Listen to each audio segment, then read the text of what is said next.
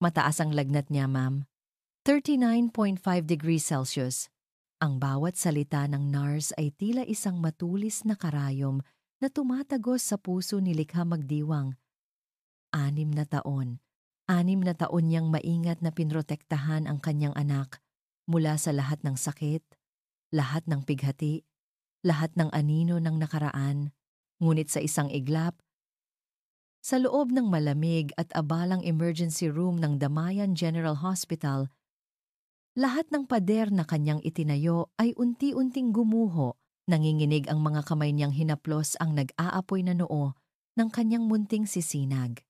Ang karaniwang masayahin at mamula-mulang pisngi nito ay ngayoy maputla at may bahid ng paghihirap.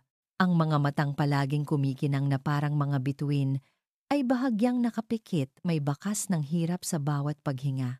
Bumalik siya. Bumalik siya sa Pilipinas, ang lugar na isinumpa niyang hindi na niya babalikan.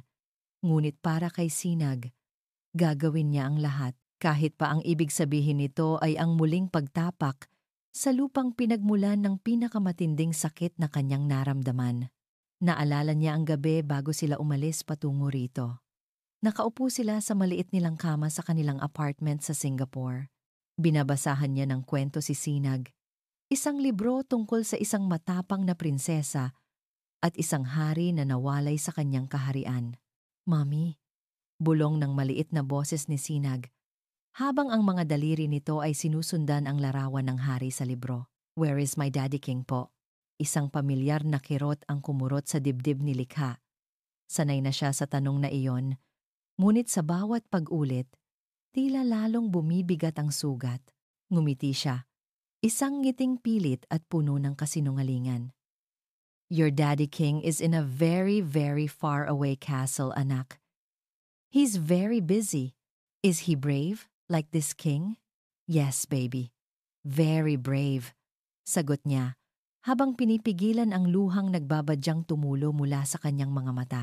Ang pagsakay sa eroplano ay isang mahabang pagdurusa.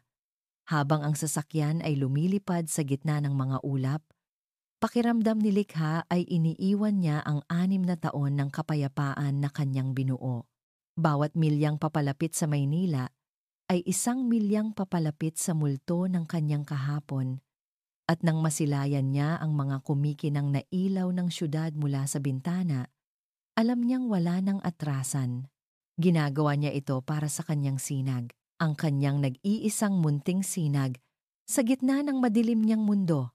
Ma'am, kailangan po nating lagyan ng IV line si Sinag para bumaba ang lagnat niya, sabi ng isa pang nurse na may hawak ng tray ng mga gamit medikal. Ang puso ni Likha ay tila malalaglag. Ang pinakaayaw ni Sinag sa lahat ay ang tusok ng karayom. Gaya ng inaasahan, nang makita ng bata ang karayom, nagsimula itong umiyak ng malakas. No, Mommy! No! Ayoko po! Masakit! Umalingaw-ngaw ang kanyang tinig sa cubicle. Shh! Baby, sandali lang to. Be a brave girl for Mommy, okay? Hawakan mo lang ang kamay ko. Pag-aalo ni Likha. Ngunit ang sarili niyang boses ay nanginginig sa pag-aalala. Pilit hinahanap ng nurse ang ugat sa maliit na kamay ni Sinag. Ngunit sa sobrang pagpupumiglas ng bata ay hindi niya ito makuha. Lumalakas ang iyak ni Sinag. Isang tunog na dumudurog sa pagkatao ni Likha. Mommy, help me. Ayoko na. Sa gitna ng kanyang pag-iyak at pagwawala, iniunat ni Sinag ang kanyang kabilang kamay na tila naghahanap ng kahit anong makakapitan, at mayroon siyang nahawakan, isang malaki, mainit at matatag na kamay. Agad na tumigil sa pagpupumiglas si Sinag. Tila may isang kakaibang kapayapaan ang dumaloy sa kanya mula sa kamay na iyon. Napatingin ang nurse sa pinanggalingan ng kamay, at maging si Likha ay napasunod ng tingin, handa nang magpasalamat sa kung sino mang estranghero ang tumulong pakalmahin ang kanyang anak. Dahan-dahan niyang iniangat ang kanyang paningin. Mula sa kamay na hawak ang kanyang anak, paakyat sa braso na nababalutan ng isang pamilyar na itim na business suit, hanggang sa matipunong balikat. At sa wakas, sa mukha. Isang mukhang 6 na taon niyang sinubukang ibaon sa limot. Ang mundo ni likha ay huminto. Ang ingay ng emergency room ay biglang naglaho. Tanging ang malakas na kabog ng kanyang dibdib ang kanyang naririnig.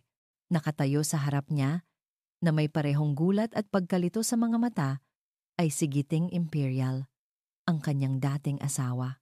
Ang panga niyang laging matigas, ang mga matang kasing lalim ng gabi, ang tindig na nagpapakita ng kapangyarihan at kumpiyansa. Kaunti lamang ang ipinagbago nito, ngunit sapat na para makita ni likha ang bigat ng 6 na taon na lumipas sa pagitan nila. Nakita ni likha kung paano naglakbay ang mga mata ni Giting. Mula sa kanyang nagtatakang mukha, bumaba ito sa maliit na kamay ni Sinag na mahigpit na nakakapit sa kanya. At mula roon, dahan-dahan itong tumingin sa mukha ng bata. Iyon na. Iyon ang sandaling kinatatakutan ni likha sa loob ng 6 na taon. Ang sandali ng pagtuklas. Nakita ni likha ang pagbabago sa mga mata ni Giting. Mula sa pagkalito, napalitan ito ng pagtataka at sinundan ng isang hindi makapaniwalang pagkamulat. Nakita niya kung paano pinagmasdan ni Giting ang bawat detalye sa mukha ng kanyang anak. Ang hugis ng ilong, ang kurba ng kilay, maging ang maliit na gatla sa baba ni Sinag kapag siya ay seryoso. Lahat ng iyon ay replika, mga piraso ng pagkatao ni Giting na nabuhay sa isang munting anghel na hindi niya alam na umiiral. Nanlamig ang buong katawan ni likha. Naramdaman niyang nanuyo ang kanyang lalamunan. Ang tanging nasa isip niya ay ang itago si Sinag, ang ilayo ito, ang protektahan ito mula sa komplikadong mundong daladala ng lalaking ito. Sinamantala ng nurse ang biglang pagkalma ni Sinag. Sa isang mabilis at sanay na kilos, naipasok niya ang karayom ng IV line. Bahagyang umaray si Sinag, ngunit hindi nito binitawan ang kamay ni Giting. Pero hindi na iyon napansin ni Giting. Ang kanyang buong atensyon, ang kanyang buong mundo, ay nakatuon na lamang sa 2 tao sa harap niya. Ibinalik niya ang kanyang tingin kay likha. Ang mga mata niya ay puno ng mga tanong na hindi masabi. Ng sakit, ng pagsisisi, at ng isang bagay na hindi matukoy ni likha, isang kislap ng pag-asa. Humakbang siya papalapit, isang maliit na hakbang na para kay likha ay isang malaking lindol na yumanig sa kanyang pundasyon. Nabasag ang katahimikan sa isang tanong na ibinulong lamang, ngunit umalingaw sa buong emergency room na parang isang kulog. Ang boses ni Giting ay garalgal, nanginginig at basag. Likha. Huminga siya ng malalim. Tila kinukuha ang lahat ng lakas sa kanyang katawan. Ang kanyang mga mata ay hindi humiwalay sa mga mata ni likha. Isang puhlad na puno ng sakit, pag-asa, at desperadong pangangailangan para sa katotohanan. Ang mga piraso ng palaisipan ay nabubuo sa kanyang isipan, at ang larawang lumalabas ay kapwa isang milagro at isang trahedya.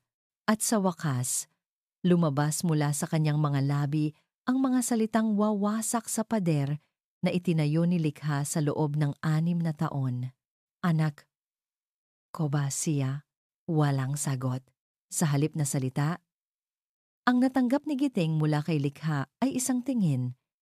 Isang tingin na mas malamig pa sa hangin ng aircon sa emergency room. Isang tingin na puno ng 6 na taon ng pinaghalong sakit, galit, at pag-iwas.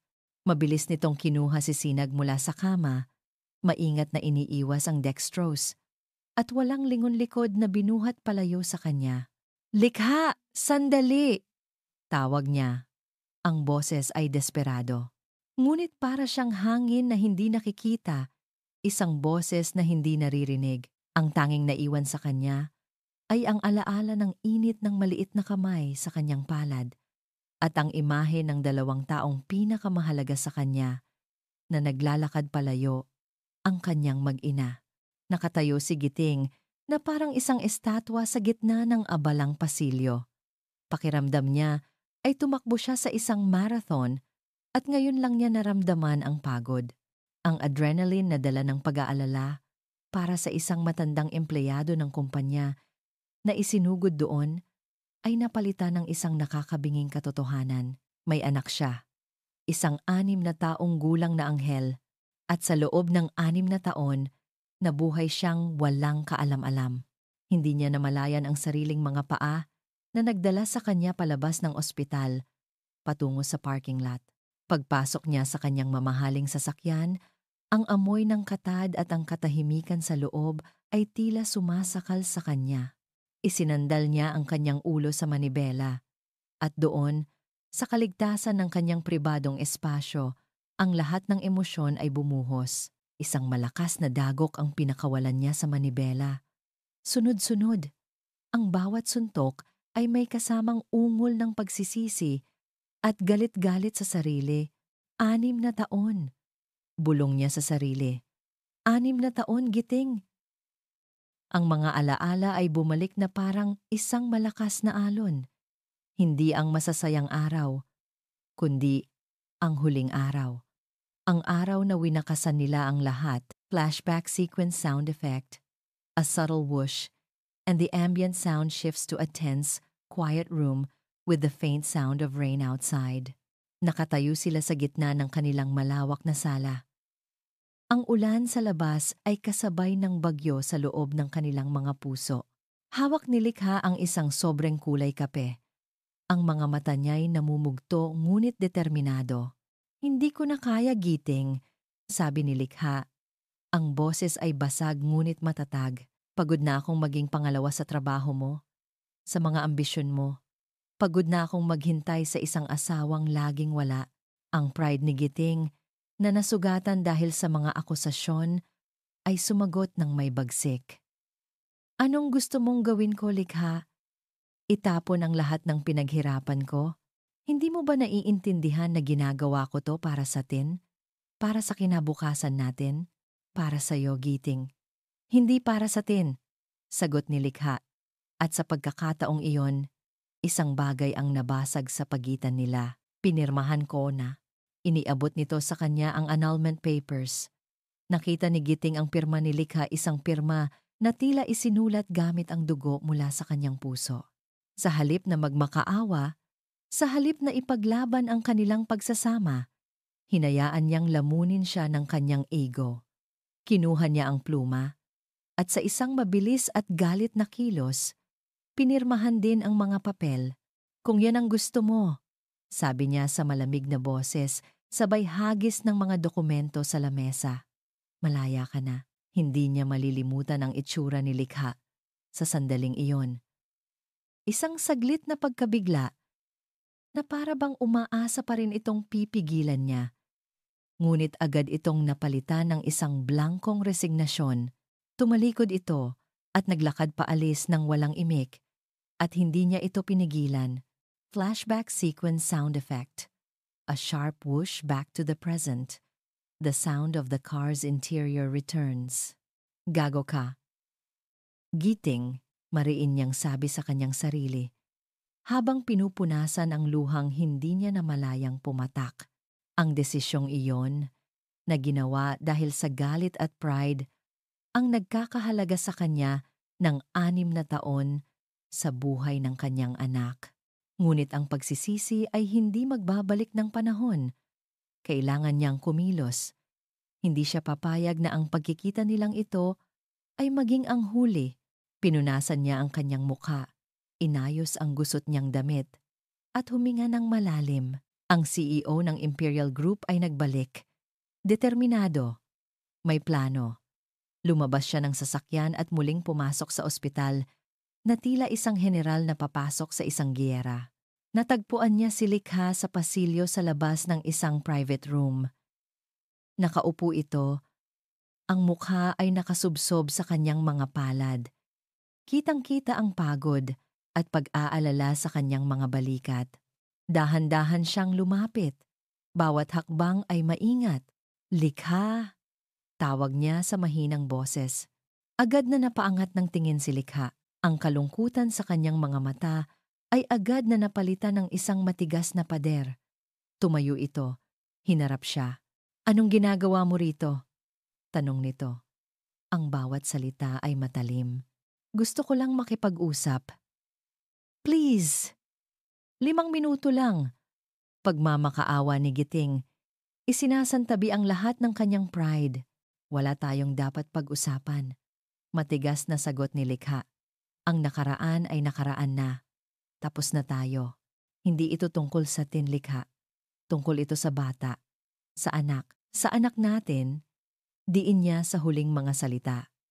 May karapatan akong malaman. May karapatan akong makilala siya. Isang mapait na tawa ang kumawala sa mga labi ni Likha. Karapatan? Saan ka kumuha ng karapatan, Giting? Nasaan ka noong gabi-gabi siyang nilalagnat? Nasaan ka noong unang beses siyang nagsalita? Unang beses na naglakad? Nasaan ka sa bawat kaarawan niya?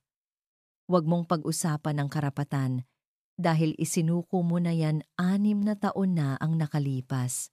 Bawat salita ay isang sampal sa kanyang pagkatao. Alam niyang tama si Likha. Alam niyang wala siyang karapatan, ngunit hindi siya susuko. Alam kong nagkamali ako. Isang malaking pagkakamali, sabi niya. Ang boses ay puno ng sinseridad, pero hayaan mo akong bumawi, Likha. Para sa kanya, para kay Sinag. Ang pagbanggit niya sa pangalan ng bata ay tila nagpalambot sa ekspresyon ni Likha, ngunit isang saglit lang iyon. Agad bumalik ang tigas sa kanyang mukha. Hindi namin kailangan ng kahit ano mula sa'yo. Nabuhay kami nang wala ka.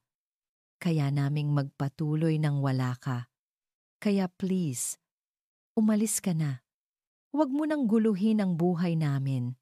Tumalikod si Likha at pumasok sa kwarto. Isinasara ang pinto ng may kalakasan na nagsisilbing isang malinaw na mensahe. Napapikit si Giting. Ang pader na itinayo ni Likha ay hindi lamang bato. Ito'y gawa sa sakit at mas mahirap itong gibain. Bumalik siya sa kanyang opisina, ngunit ang kanyang isip ay naiwan sa ospital. Kinuha niya ang kanyang telepono. David, I need you to find out everything. Utos niya sa kanyang pinagkakatiwalaang assistant. Likha Magdiwang, where she's been for the past 6 years. Her work, her address, everything. And my daughter, Sinag Magdiwang. I want to know everything about her. Kahit nagulat, sumagot agad si David. Yes, sir. Right away. Habang nakatingin sa mga ilaw ng syudad mula sa bintana ng kanyang opisina, isang determinasyon ang nabuo sa puso ni Giting. Kung ayaw ni Likha na padaanin siya sa pinto, aakyat siya sa pader. Gagawin niya ang lahat. Hindi na niya hahayaang mawala ulit ang kanyang pamilya. Kinabukasan. Habang pinag-aaralan niya ang mga paunang impormasyon na nakuha ni David tungkol sa naging buhay ng kanyang mag-ina sa Singapore, isang formal na sobre ang iniabot sa kanya ng kanyang sekretarya, galing sa isang law firm. Nangunot ang noo ni Giting. Binuksan niya ito. Sa loob ay isang maikli ngunit malinaw na liham. This is to formally demand that you, Mr. Giting Imperial, cease and desist from any attempts to contact or approach our client, Ms. Likha Magdiwang, and her daughter, Sinag Magdiwang. Failure to comply will compel us to seek a temporary restraining order from the court. Hawak ang papel. Nanigas si Giting sa kanyang kinauupuan. Ang pader ay hindi na lamang gawa sa emosyon.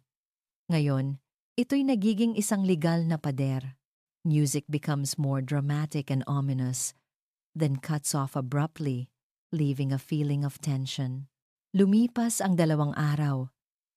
2 araw ng pinaghalong kapayapaan at pag-aabang.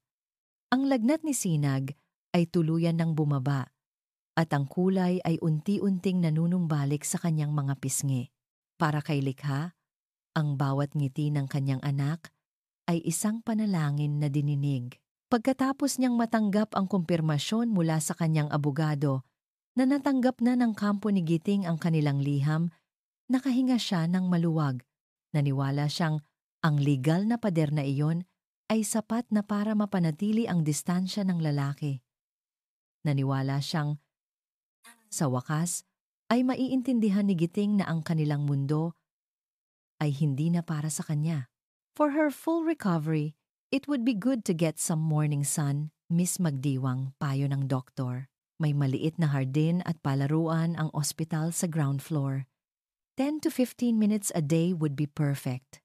Kaya naman, sa unang pagkakataon mula noong sila'y na-confine, dinala ni Likha si Sinag sa labas ng kanilang kwarto.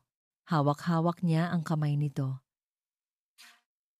Habang marahan silang naglalakad sa pasilyo, ang IV stand ay maingat niyang itinutulak. Ang hardin ng Damayan General Hospital ay isang munting paraiso sa gitna ng syudad. May mga makukulay na bulaklak, lunti ang damo, at isang maliit na palaruan na may swing at slide. Ang hangin ay sariwa at ang sinag ng araw ay mainit sa balat.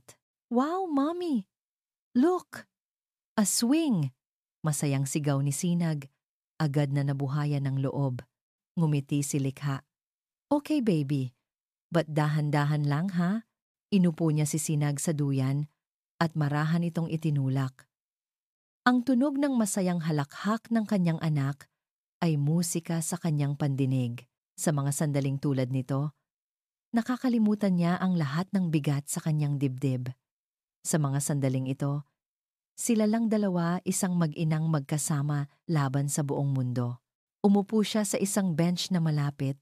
Hindi inaalis ang kanyang mga mata kay Sinag. Habang pinagmamasdan niya ang kanyang anak, isang figura sa di kalayuan ang nakakuha ng kanyang atensyon.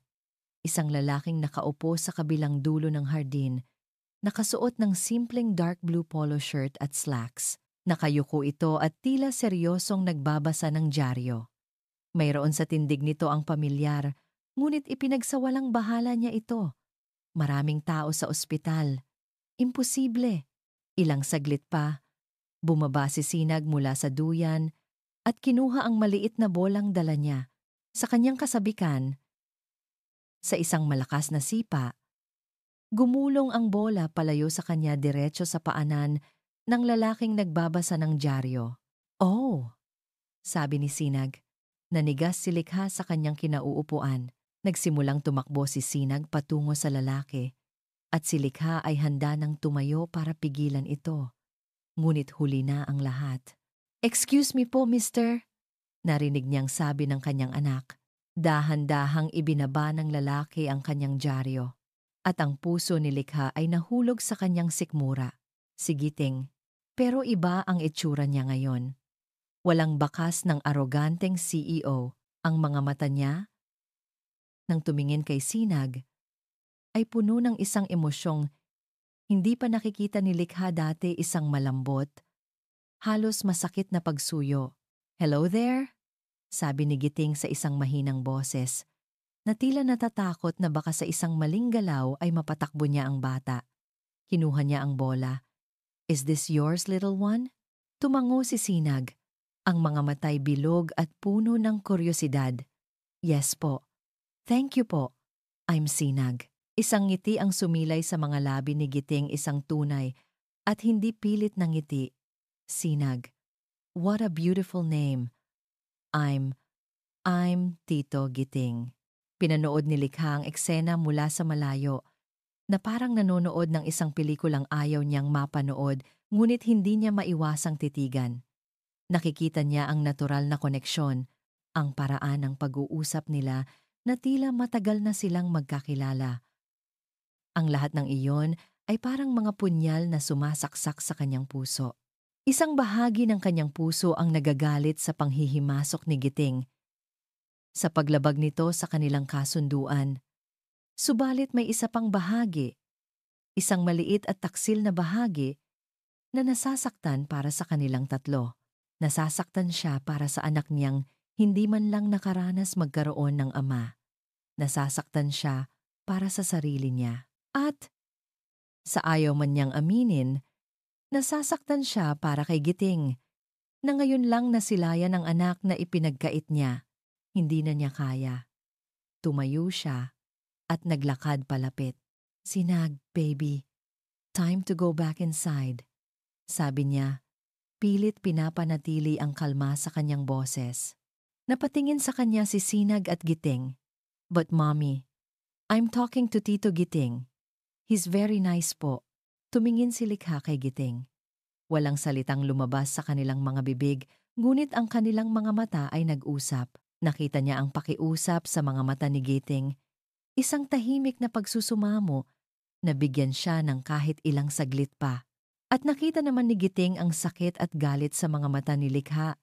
Isang babala na huwag siyang lalampas sa guhit. Kailangan mo nang magpahinga, anak. Sabi ni Likha. Mas matigas na ngayon. Kinuha niya ang kamay ni Sinag. Mag-goodbye ka na kay Tito. Bye-bye po. Tito Giting! See you tomorrow po. Paalam ni Sinag na may kasamang malaking ngiti at kaway. Ang mga salitang iyon, see you tomorrow ay tila sumaksak sa puso ni Likha, ngunit para kay Giting, iyon ang pinakamagandang pangakong kanyang narinig. Ngumiti siya pabalik kay Sinag. Of course, see you tomorrow, Sinag. Hinila na ni Likha ang kanyang anak palayo, hindi na muling lumingon. Habang naglalakad sila pabalik sa elevator, ramdam niya ang mga mata ni Giting na nakasunod sa bawat hakbang nila. Isang tingin na mas matindi pa sa sikat ng araw sa kanyang likuran. Samantala, sa ika-40 palapag ng Imperial Tower, ang sentro ng imperyo ni Giting, isa pang anino mula sa nakaraan ang gumagalaw. Si Mahalina Halina Valdez, ang Vice President for External Affairs, ay nakatayo sa harap ng malaking bintana ng kanyang opisina. Hawak ang isang tablet. Ang kanyang pulang bestida ay bumagay sa kanyang mapanganib na ngiti. Pinapanood niya ang mga larawang kadarating lamang mula sa kanyang private investigator. Mga larawan ni Giting. Hindi sa isang business meeting, hindi sa isang high-profile event, kundi sa isang hardin ng ospital. Nakaupo, nagbabasa ng dyaryo, at ang pinakamahalaga sa lahat, isang larawan kung saan nakangiti siyang kausap ang isang maliit na batang babae. Damayan General Hospital. Bulong ni Halina sa sarili. Anong ginagawa mo doon, Giting? At sino ang batang yan? Sa loob ng maraming taon, maingat niyang binantayan si Giting. Pagkatapos ng hiwalayan nila ni Likha, si Halina ang nagsilbing anino sa tabi ni Giting. Isang tapat na kasamahan sa trabaho. Isang kaibigang laging nariyan. Isang presensyang unti-unti niyang ginawang indispensable. Alam niya ang lahat tungkol sa negosyo, sa mga schedule, sa mga kahinaan ni Giting. Ngunit ang biglaang pagbabago sa kilos nitong mga nakaraang araw, ay isang misteryong hindi niya gusto. Ang Giting na kilala niya ay laging nakatuon sa trabaho. Hindi ito nag-aaksaya ng oras sa mga bagay na hindi konektado sa kumpanya. Ngunit ngayon, sunod-sunod na ang pagkansela nito sa mga pulong. Laging wala sa opisina. Laging malalim ang iniisip. Kinuha ni Halina ang kanyang telepono. I-cancel mo ang lahat ng meetings ko ngayong hapon. Utos niya sa kanyang sekretarya. May biglaan akong pupuntahan. Personal. Naglakad siya patungo sa salamin, inayos ang kanyang buhok at pinasadahan ng lipstick ang kanyang mga labi. Ang refleksyon niya ay isang babaeng perpekto maganda, matalino at may kapangyarihan, isang babaeng nakukuha ang lahat ng kanyang gusto. At ang gusto niya ay si Giting Imperial. Ang plano niya ay nasa huling yugto na. Isang malaking business deal ang malapit ng magbunga. Isang deal na magpapatibay hindi lamang sa kumpanya, kundi sa posisyon niya sa tabi ni Giting. Pero ang mga litratong ito, ang batang ito, ang biglaang pagbabago ni Giting, lahat ng ito ay parang mga maling nota sa isang perpektong kanta. At si Halina Valdez ay ayaw na ayaw sa mga maling nota. Pagdating niya sa kanyang sasakyan, muli niyang tinitigan ang larawan sa kanyang tablet. Pinalaki niya ang imahe, sinubukang aninagin ang mukha ng bata. Walang duda. Isang hawig na nagdulot ng malamig na kaba sa kanyang sistema. Isang hawig sa babaeng matagal na niyang ibinaon sa limot. Isang babaeng nagngangalang Likha. Mas lalong humigpit ang hawak niya sa tablet.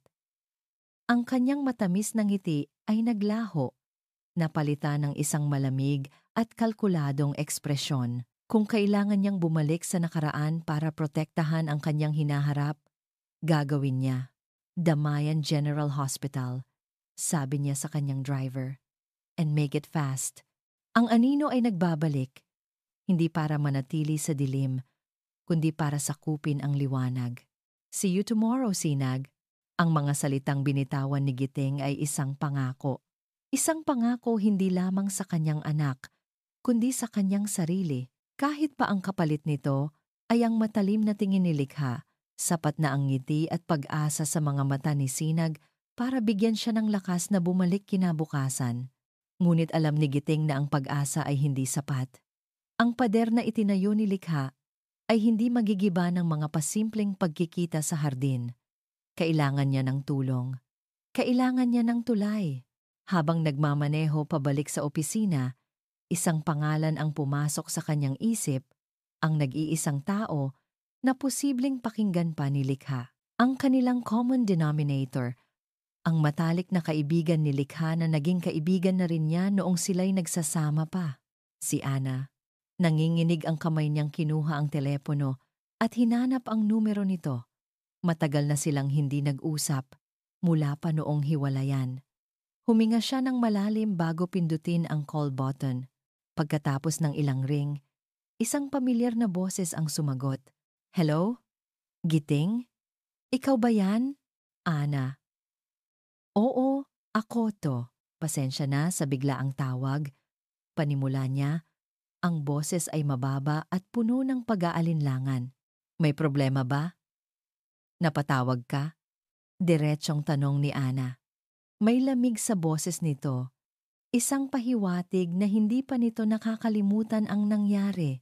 May problema, Ana. At kailangan ko ng tulong mo. Please, sabi ni Giting. Nilunok ang lahat ng kanyang pride. Nagkita kami ni Likha. Isang mahabang katahimikan. Alam ko. Tumawag siya sa akin kahapon. Giting, anong plano mo? Huwag mo na siyang saktan ulit. Hindi ko siya sasaktan. Ana, may anak kami. Halos pabulong na sabi ni Giting. Ngayon ko lang nalaman. 6 na taon, Ana. 6 na taon siyang itinago sa akin. Pero hindi ako galit sa kanya. Galit ako sa sarili ko. Ikinuwento niya ang lahat ng pagkikita sa ospital, ang pagtanggi ni Likha, ang liham mula sa abogado. Gusto ko lang bumawi, Ana. Gusto kong makilala ang anak ko. Gusto kong ayusin ang lahat ng sinira ko, pero ayaw niyang makinig. Baka sakali, kung ikaw ang kakausap sa kanya. Muling natahimik si Ana sa kabilang linya. Hindi simple yan, Giting. Malalim ang sugat. Pero, susubukan ko. Para sa bata. Para kay Sinag. Pero, wala akong maipapangako. Salamat, Ana. Kahit anong tulong, salamat. Sabi ni Giting, nakaramdam ng bahagyang gaan sa dibdib. Mayroon ng gumagalaw. Kinabukasan, bumalik siya sa ospital. Hindi niya alam kung anong oras lalabas si Likha. Kung lalabas man ito. Kaya nagpa siyang maghintay sa kapihan ng alaala. Ang maliit na coffee shop sa ground floor ng ospital, kung saan tanaw niya ang entrance ng hardin. Oras ang lumipas. 1 tasa ng kape. 2, 3. Ang mga dokumento ng kumpanya na dala niya ay hindi man lang niya nabuksan at pagkatapos, nakita niya ito. Papasok sa coffee shop si Likha. Mag-isa, marahil ay tulog si Sinag. Tumibok ng malakas ang puso ni Giting. Ito na ba ang pagkakataon? Tatayo na sana siya para lapitan ito ng isang pamilyar na boses ang pumigil sa kanya. Likha? Is that you? Oh my God! Napalingon si Likha at maging si Giting sa pinanggalingan ng boses. Doon, nakatayo sa tabi ng counter, ay si Mahalina Valdez, nakangiti ng napakatamis, na para bang isa itong masayang pagkakataon. Nangunot ang noo ni Giting. Anong ginagawa niya rito? Halina? Gulat na sabi ni Likha. The one and only. Kamusta ka na? It's been years, sabi ni Halina. Lumapit at niyakap si Likha. Isang yakap na para kay Giteng ay tila yakap ng isang ahas. I heard you were back in town. Anong ginagawa mo rito sa ospital? Is everything okay? Umupo silang dalawa sa isang mesa, hindi kalayuan sa kinaroroonan ni Giting. Sapat na ang layo para hindi siya makita, ngunit sapat na rin para hindi niya marinig ang kanilang pinag-uusapan. Pero nakikita niya ang lahat. Nakita niya ang paraan ng pag-arte ni Halina, ang mukha nitong nagpapanggap na nag-aalala, ang kamay nitong nag-aalalang humahaplos sa braso ni Likha. Nakita niya ang bawat ngiti, bawat tango, bawat kilos na idinisenyo para makuha ang tiwala ng isang taong sugatan. I'm so sorry to hear that. Naririnig niyang sabi ni Halina. Sapat na ang lakas para umabot sa kanya. Giting. Well, he's a good man. Pero, you know him. Work always comes first. Some things never change. Ganun pa rin siya, Likha. Laging busy sa mga business deal. In fact, may malaki kaming inaayos ngayon. At halos hindi na nga umuuwi ng bahay yon. Bawat salita ni Halina ay isang patak ng lason, maingat na ibinubuhos sa mga lumang sugat ni Likha at nakikita ni Giting ang epekto nito. Nakita niya kung paano unti-unting nawala ang bahagyang pag-aalinlangan sa mukha ni Likha at napalitan ng pamilyar na sakit at resignasyon.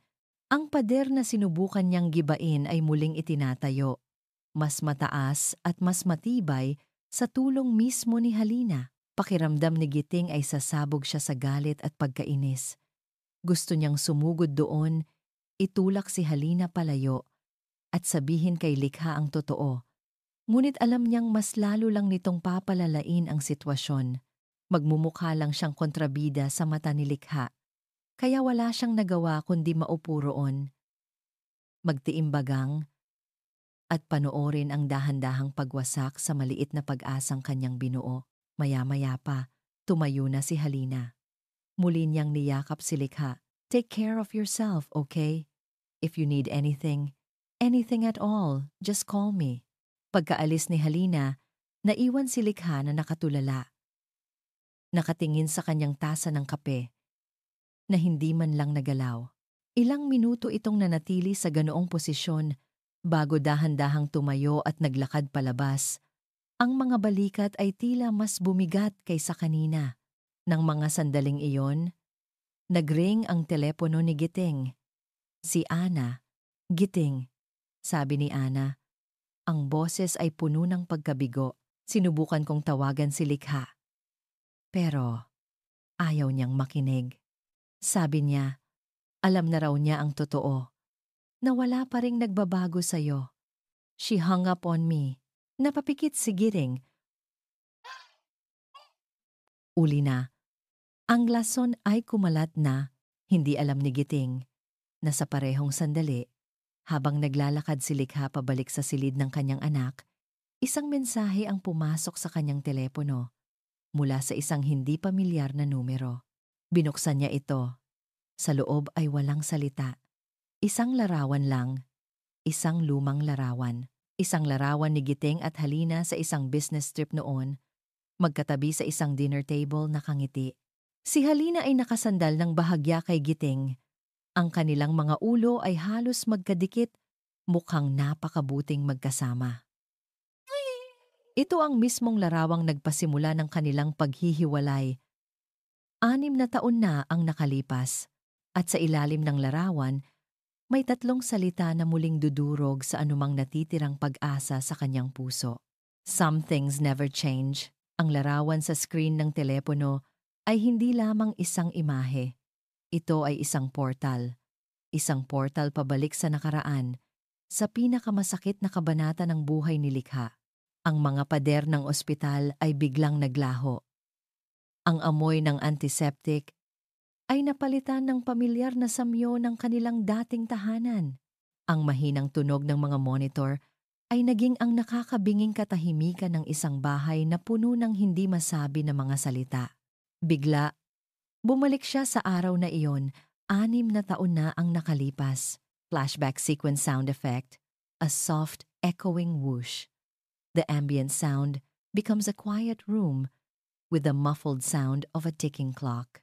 Ang umaga ay nagsimula ng may pag-asa. May 2 linggo na siyang delayed. Isang maliit na binhi ng posibilidad ang nagsimulang tumubo sa kanyang puso. Bago umalis si Giting papunta sa kanyang business trip, kasama ang team nito, kasama si Halina, sinubukan niyang sabihin ito. Giting, sandali, sabi niya. Habang inaayos nito ang kanyang kurbata, may sasabihin sana ako.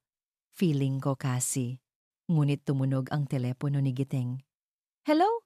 Yes, David. I'm on my way down. Prepare the car. Tumingin ito sa kanya. Ang isip ay malinaw na nasa trabaho na. Ano yon, hon? Mamaya na lang, ha?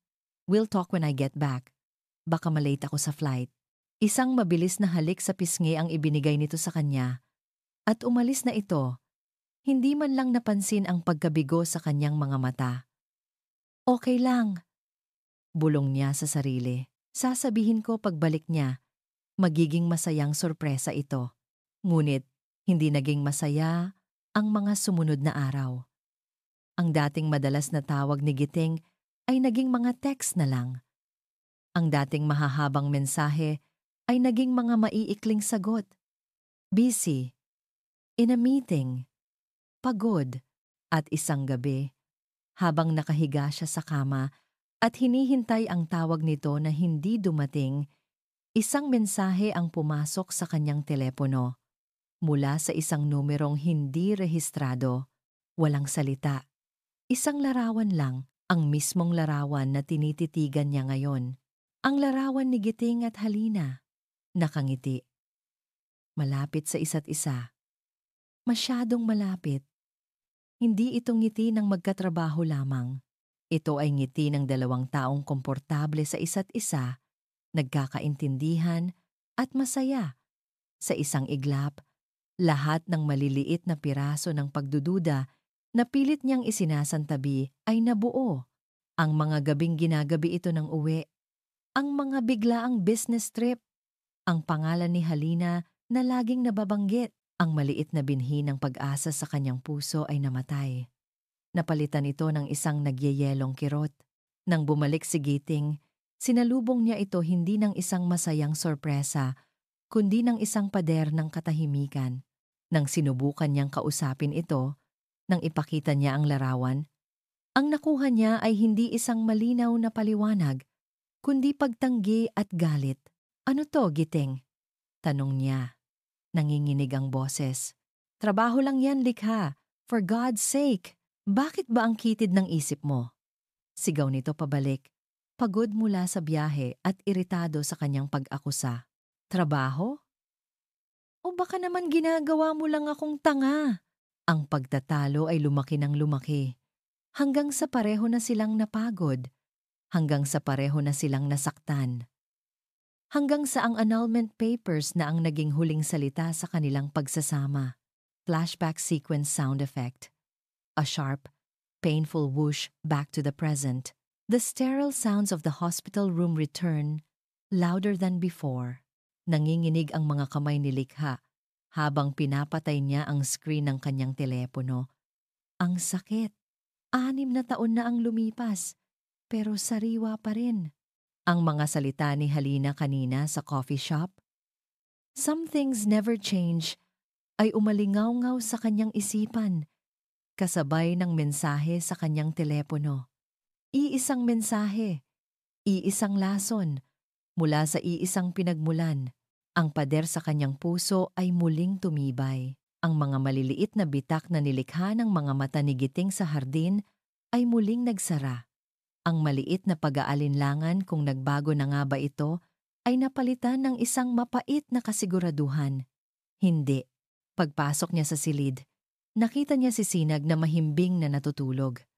Ang inosenteng mukha nito ang tanging nagpapakalma sa kanya. Umupo siya sa tabi ng kama, hinaplos ang buhok ng kanyang anak, at doon, sa katahimikan ng silid, ang mga luhang matagal na niyang pinigilan ay bumagsak. Umiyak siya para sa nasirang tiwala. Umiyak siya para sa pangarap na binuo niya mag-isa. At umiyak siya para sa sarili niya. Dahil sa kabila ng lahat, isang maliit na bahagi ng kanyang hangal na puso ay umasa pa rin. Kinabukasan, isang delivery personnel ang kumatok sa kanilang pinto. May dalang isang malaking kahon. Para po kay Miss Sinag magdiwang, sabi ng lalaki. Nagtaka man, tinanggap ito ni Likha. Pagbukas niya, sa loob ay ang Starlight Princess Dollhouse, isang laruang matagal nang tinititigan ni Sinag sa isang toy store sa Singapore na hindi niya kayang bilhin. Ito'y detalyado, maganda, at malinaw na napakamahal. Sa ilalim nito, may isang maliit na sobre, nakasulat sa labas, para kay Likha. Alam niya kung kanino galing. Nag-alinlangan siyang buksan ito, ngunit nanaig ang kuryosidad. Nanginginig ang mga kamay niyang binuksan ang sobre.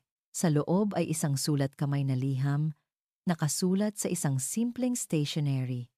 Pamilyar na pamilyar sa kanya ang sulat kamay na iyon. Likha, alam kong walang regalo ang makakapagbura sa 6 na taon ng aking pagkukulang. Alam ko ring galit ka at may karapatan ka. Hindi ko hinihiling ang kapatawaran mo ngayon. Ang tanging hinihiling ko ay isang pagkakataon. Isang pagkakataon na ipakita sa'yo at higit sa lahat kay Sinag na hindi na ako ang taong iniwan mo. Hayaan mo akong bumawi sa kanya kahit sa maliliit na paraan lamang para ito sa kanya. Sana ay hayaan mong maging masaya siya rito. Nagkamali ako noon, Likha. Isang malaking pagkakamali na habang buhay kong pagsisisihan. At handa akong gawin ang lahat para itama ito. Giting, binitawan ni Likha ang liham na para bang napaso siya. Ang mga salita ay maganda, puno ng pagsisisi. Ang uri ng mga salitang hinintay niyang marinig 6 na taon na ang nakalipas. Ngunit ngayon, ang mga ito'y wala ng bigat. Ang mga ito'y mga salita lamang sa papel, madaling isulat ngunit walang katotohanan. Paano siya maniniwala sa mga pangakong ito kung kahapon lang ay nakita niyang nakikipagtawanan si Halina sa kanya at kasunod nito ay ang pagpapadala ng parehong lason na sumira sa kanila noon. Ang galante at mamahaling regalo. Ito ang estilo ni Giting. Isang paraan para pagtakpan ang pagkukulang. Isang paraan para bilhin ang kapatawaran. Isang paraan para makuha ang gusto niya. Some things never change. Ang mga salita ni Halina ay bumalik na parang sumpa. Nanginginig ang kanyang mga kamay. Kinuha niya ang liham at ang kanyang unang naisip ay ang punitin ito sa 1,000 piraso. Mommy? Isang maliit na boses ang pumutol sa kanyang magulong isipan. Nagising na si Sinag at ang unang nakita nito ay ang nakabukas na kahon. Ang mga mata ng bata ay nanlaki na parang 2 buwan sa kalangitan. Ang pagod at sakit sa kanyang mukha ay biglang napalitan ng purong pagkamangha at kaligayahan. Wow! Mommy! The Starlight Princess! It's the real one! Sigaw ni Sinag. Agad na bumangon at lumapit sa laruan, hinahaplos ang maliliit na muwebles sa loob na parabang ito ang pinakamahalagang kayamanan sa buong mundo. Paano po? How did you get it, Mommy? Tumingin si Sinag sa kanya.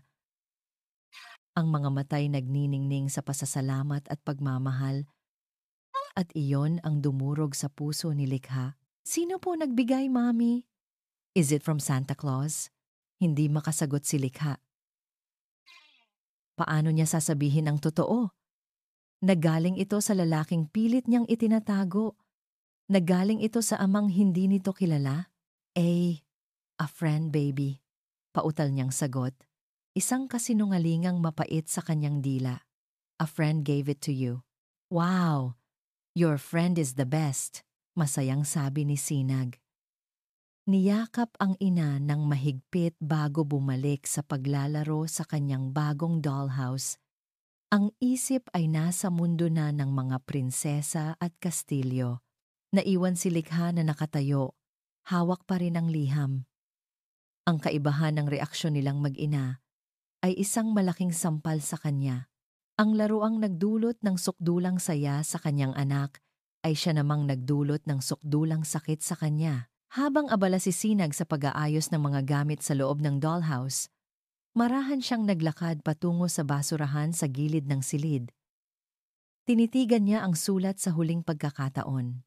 Isang taksil na luha ang pumatak sa papel. Binabasa ang tinta ng pangalan ni Giting. Pagkatapos ay kinuyom niya ito. Ang bawat lukot sa papel ay sumisimbolo sa bawat sakit, bawat luha, bawat gabing walang tulog sa loob ng 6 na taon. At pagkatapos, binitawan niya ito. Nahulog ito sa loob ng basurahan, walang tunog. Tapos na, pinunasan niya ang kanyang mga luha, huminga ng malalim at hinarap ang kanyang anak na may pilit na ngiti. Ang halakhak ni Sinag habang naglalaro ang tanging maririnig sa silid, ngunit sa puso ni Likha, ang tanging naririnig niya ay ang mga salitang paulit-ulit niyang sinasabi sa sarili. Tapos na, Giting. Huli na ang lahat. 1 araw, 2 araw, 3 araw. Ang bawat araw na lumilipas ay isang dagdag na bigat sa dibdib ni Giting. Walang sagot ang dollhouse na ipinadala niya. Ang liham na isinulat niya mula sa kaibuturan ng kanyang puso. Lahat ay sinalubong ng isang nakakabinging katahimikan. Ang pader ni Likha ay hindi natinag. Nasa gitna siya ng isang mahalagang board meeting. Pinipilit na ituon ang isip sa mga numero at projection sa screen. Ngunit ang kanyang isip ay wala roon. Lumilipad ito sa isang silid sa Damayan General Hospital. Nag-iisip kung nagustuhan ba ni Sinag ang kanyang regalo, kung binasa man lang ba ni Likha ang kanyang liham. Biglang nag-vibrate ang kanyang telepono sa ibabaw ng mesa. Isang numero mula sa ospital. Agad na tumayo si Giting. Ikinagulat ng lahat ng miyembro ng board. "Excuse me." Sabi niya, hindi na naghintay ng permiso at mabilis na lumabas ng conference room para sagutin ang tawag. "Hello? This is Giting Imperial. Mr. Imperial?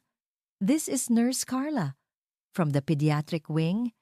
Sabi ng isang boses sa kabilang linya. May bahid ng pagmamadali. "Pinapatawag po kayo ni Dr. Reyes. Tungkol po ito kay Sinag Magdiwang. Kailangan po kayong makapunta rito sa lalong madaling panahon." Isang malamig na kaba ang gumapang sa buong katawan ni Giting. Bakit?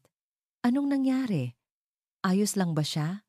Bigla po siyang nanghina at nahirapang huminga kanina, sir. Stable na po siya ngayon, pero kailangan po kayong makausap ng doktor. Hindi na niya pinatapos ang nurse. "Papunta na ako." Ang biyahe papuntang ospital ay ang pinakamahabang biyahe sa kanyang buhay. Bawat pulang ilaw sa trapiko ay isang pagsubok sa kanyang pasensya. Pagdating niya sa pediatric wing, naabutan niya si Likha sa labas ng silid ni Sinag. Kausap ang isang doktor na nasa edad 40. Ang mukha ni Likha ay blanko, maputla, na para bang nakakita ng multo. "Anong nangyari?" tanong ni Giting, hingal na lumapit sa kanila. Napatingin sa kanya si Likha. Walang galit sa mga mata nito ngayon. Tanging puro takot. Huminga ng malalim ang doktor. "Mr. Imperial, I'm Dr. Reyes, Sinag's pediatric hematologist. Mabutit nakarating kayo." Tumingin ang doktor sa kanilang dalawa. "We have the results from Sinag's bone marrow aspiration. I'm afraid the news is not good. Your daughter has a severe case of aplastic anemia." "Anong ibig sabihin nun, Doc?" Nanginginig na tanong ni Likha. "It's a rare and serious condition where the body stops producing enough new blood cells. Ang kanyang bone marrow ay hindi gumagana ng maayos. Ito ang dahilan kung bakit madali siyang manghina, magkapasa, at lagnatin." Her immune system is severely compromised. Pakiramdam ni Giting ay gumuho ang sahig na kanyang kinatatayuan. What's the treatment? Agad niyang tanong. Ang isip niya'y agad na lumipat sa solusyon. Pera? Ang pinakamagaling na espesyalista sa buong mundo? Kahit ano, ibibigay niya. For now, we need to stabilize her with blood transfusions. Paliwanag ni Dr. Reyes. But this is a temporary solution. For a long-term cure, given the severity of her case, she needs a bone marrow transplant. Bone marrow transplant. Ang mga salitang iyon ay tumatak sa isipan ni Giting. And for that, pagpapatuloy ng doktor, we need to find a compatible donor. Mas mataas ang chance kung galing sa immediate family. We need to test both of you. You, Ms. Magdiwang, and tumingin ang doktor kay Giting. The father. Ito na. Ang sandaling nag-uugnay sa kanila hindi dahil sa pag-ibig o nakaraan, kundi dahil sa desperadong pangangailangan. Nakita ni Giting ang pag-aalinlangan sa mukha ni Likha. Nakita niya ang pride nitong lumalaban pa rin. Gustong sabihin na kaya niya itong mag-isa. Ngunit nakita rin niya ang takot ng isang ina at sa pagkakataong ito, hindi na papayag si Giting na itulak siya palayo. Humakbang siya papalapit, tumayo sa tabi ni Likha at hinarap ang doktor. Ang kanyang boses ay kalmado ngunit puno ng hindi matitinag na awtoridad. Ako ang ama, mariin niyang sabi. Test me. Do whatever it takes. Tumingin siya kay Likha. Sa unang pagkakataon sa loob ng 6 na taon, nakita niya ang pader nito na tuluyang gumuho. Wala nang natirang lakas para labanan siya. Dahan-dahan itong tumango sa doktor. Ang mga matay nakatitig sa sahig. Isang tahimik na pagsuko. Ang balita ay mabilis na kumalat. Hindi sa media, kundi sa isang mas mapanganib na network, ang network ng mga impormante ni Mahalina Valdez. Habang naghahanda si Halina para sa isang dinner meeting, isang tawag ang pumasok sa kanyang pribadong linya. Ma'am. Sabi ng boses sa kabilang linya. Isang nurse na matagal na niyang binabayaran para sa mga impormasyon sa loob ng Damayan General. May update po ako. Speak. Malamig na utos ni Halina habang pinapasadahan ng tingin ang kanyang itsura sa salamin. Yung bata pong si Sinag Magdiwang. Na-diagnose po ng aplastic anemia. Severe case. Kailangan daw po ng bone marrow transplant. Natigilan si Halina. Ang hawak niyang mamahaling pabango ay muntik ng malaglag. Transplant? Opo. At kanina lang po, parehong nagpa-test si Miss Magdiwang at si Sir Giting Imperial. Hinahanap po kung sino ang compatible donor. Isang malamig na ngiti ang unti-unting gumuhit sa mga labi ni Halina. Ang sitwasyong ito, na sa unay tila isang malaking hadlang sa kanyang mga plano, ay biglang nagbukas ng isang bagong pinto. Isang pinto para sa isang mas matalino at mas masakit na laro. Good work, sabi niya. Keep me updated. I want the results the moment they are available. Bago pa man makarating sa kanila, masusunod po, ma'am. Pagkababa niya ng telepono, tinitigan ni Halina ang kanyang refleksyon. Hindi na siya ang babaeng nag-aalala. Siya na ngayon ang babaeng may hawak ng alas, ang sakit ng bata, ang desperasyon ng ina, at ang kagustuhan ng ama na bumawi lahat ng ito ay mga pyesa sa kanyang chessboard. At siya, bilang reyna, ay handa nang gumawa ng kanyang susunod na hakbang. Kinabukasan, isang araw, bago ang opisyal na paglabas ng resulta, isang sobre ang palihim na iniabot sa kanya sa parking lot ng ospital. Binuksan niya ito. Sa loob ay ang kopya ng HLA typing results. Sinuri niya ang mga numero at code. Ang resulta ni Likha, half match, katulad ng inaasahan, at pagkatapos ang resulta ni Giting. Ang kanyang mga mata ay nanliit habang binabasa niya ang mga salita. Result, perfect match, 10/10. Humigpit ang hawak niya sa papel. Si Giting. Si Giting ang perpektong donor. Si Giting ang nag-iisang pag-asa ng bata, isang mabagal at tuso ng ngiti ang muling sumilay sa kanyang mga labi. Ang kapangyarihan ay nasa kanyang mga kamay. Ang buhay ng bata ay nasa kanyang mga kamay. At ngayon, ang kinabukasan ni Giting at Likha ay nasa kanyang mga kamay na rin. Mabilis niyang kinuha ang kanyang telepono at tinawagan ang isang contact sa isang kilalang laboratorio sa ibang bansa. I need a favor, panimula niya. I'm sending you a document. I need you to fabricate a new one. Same format, same codes, but change the result. Change the perfect match to incompatible. Pagkatapos, kinuha niya ang orihinal na resulta. Kumuha siya ng lighter mula sa kanyang bag. At doon, sa dilim ng kanyang sasakyan, pinanood niyang kainin ng apoy ang papel ang tanging katibayan na si Giting Imperial ang tanging susi para mailigtas ang buhay ng kanyang anak. Ang pag-asa, sa isang iglap, ay naging abo. Ang mga sumunod na oras ay lumipas na parang isang panaginip. Isang masamang panaginip.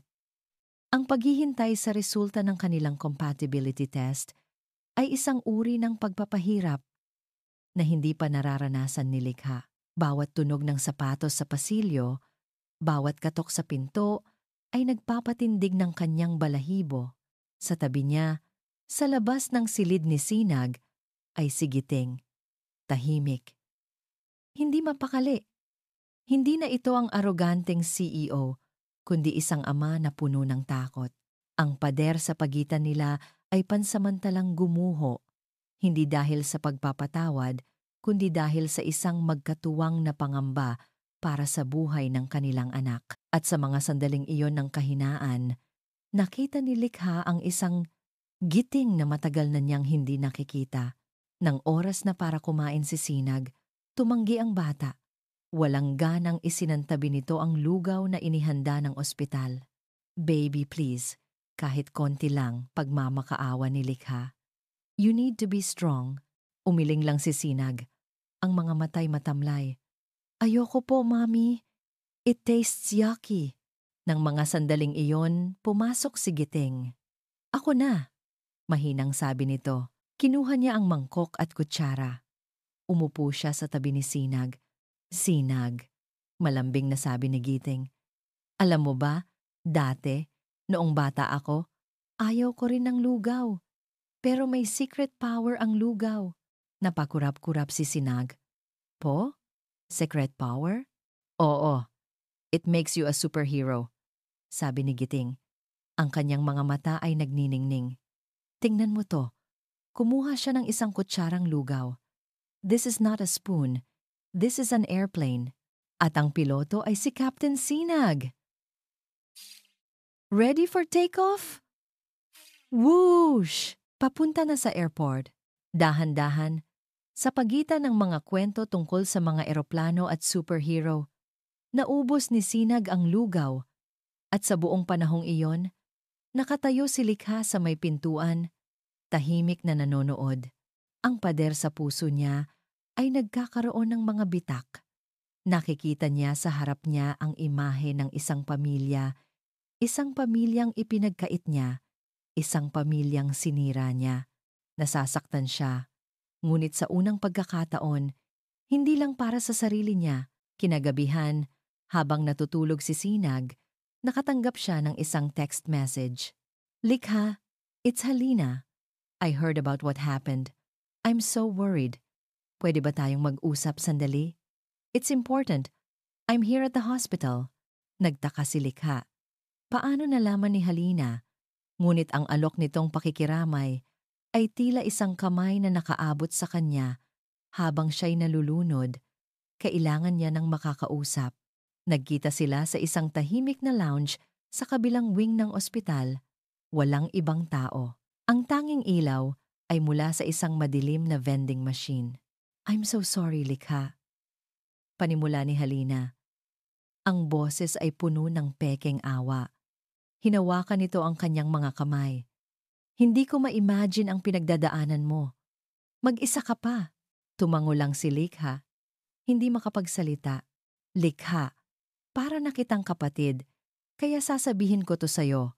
Pagpapatuloy ni Halina, ang tono ay nagiging mas seryoso. Ang mundo ni Giting, ang mundo ng mga imperial.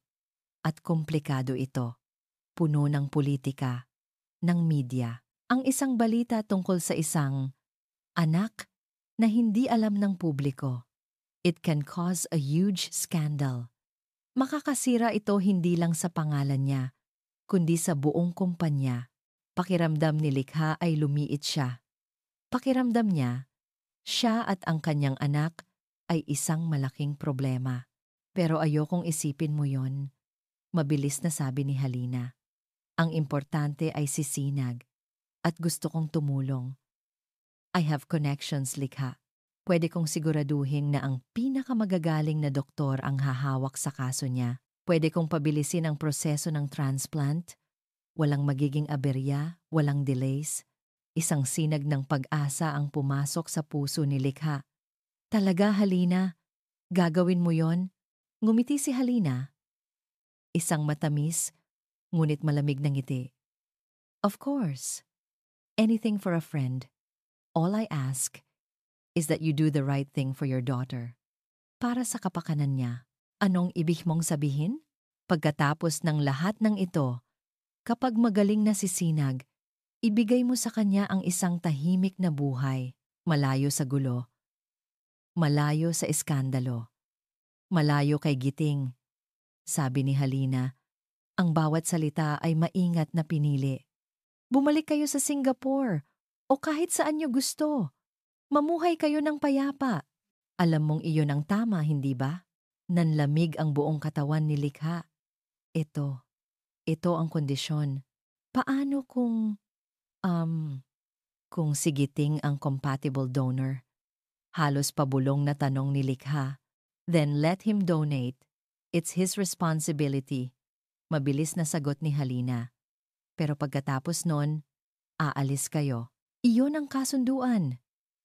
Isipin mo, Likha, ang paghahanap ng donor sa international registry, aabuti ng buwan, baka taon pa nga, at ang mga proseso sa ospital, alam mo na, minsan, nagiging komplikado.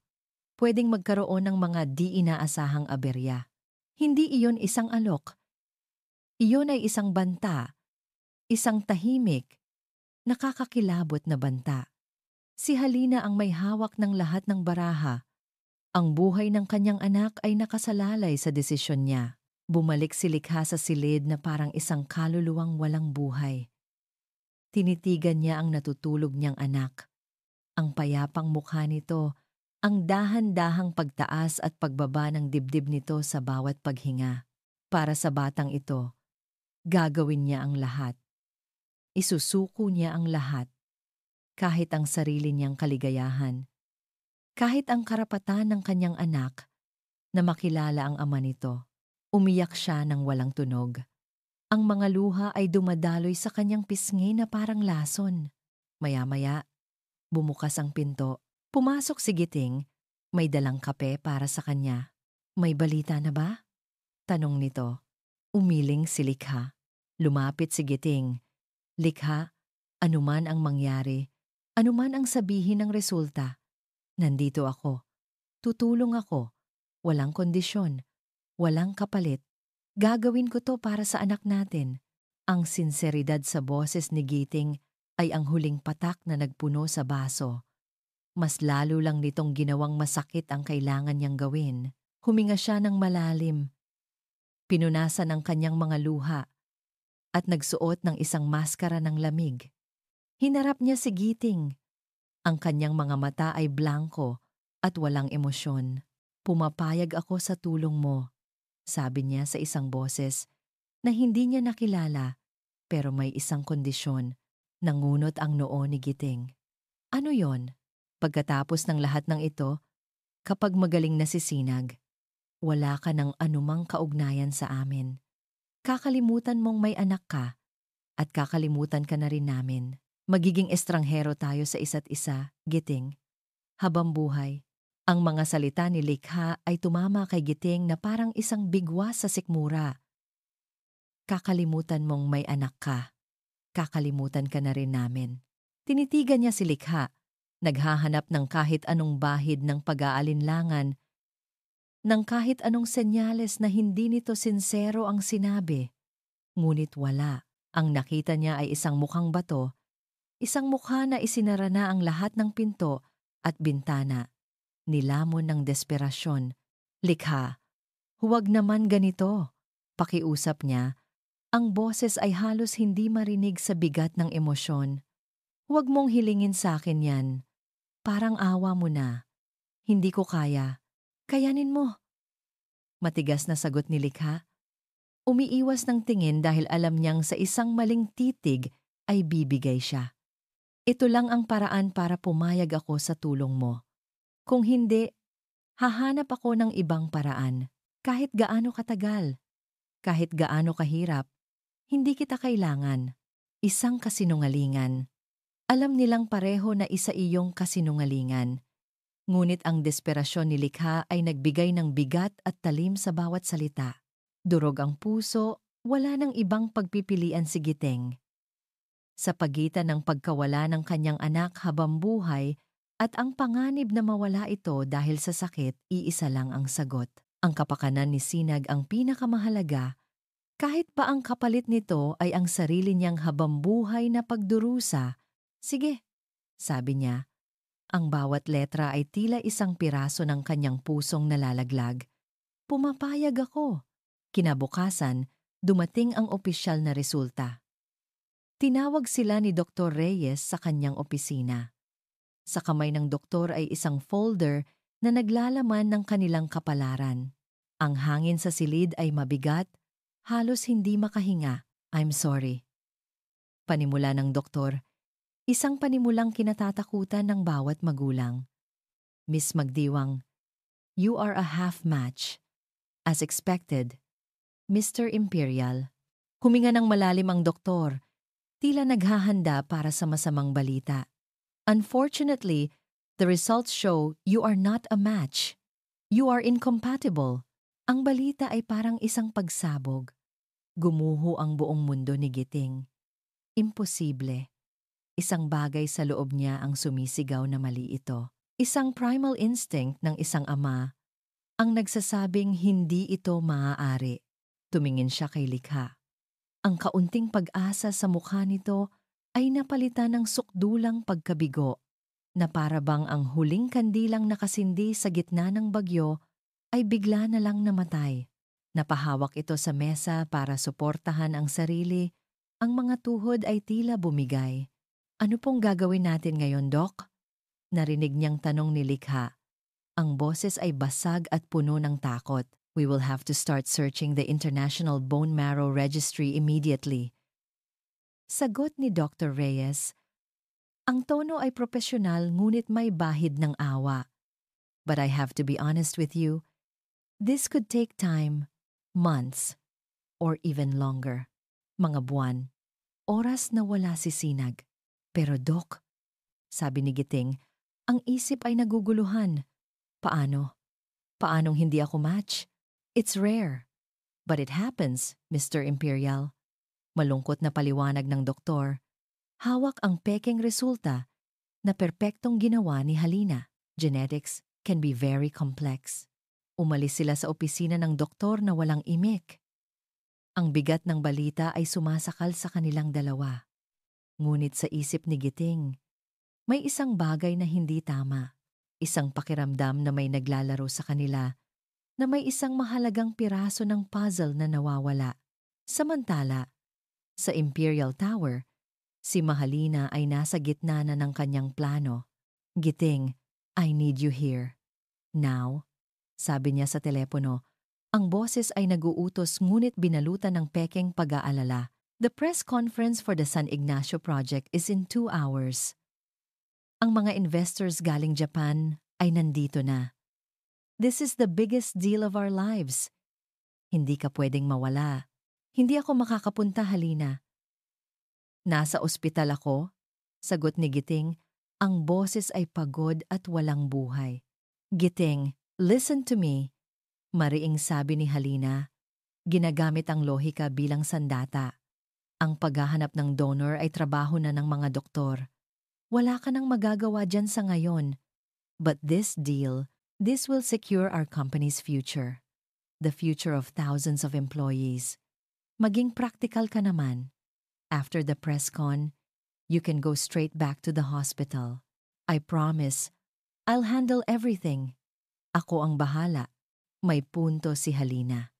Isang malupit ngunit praktikal na punto.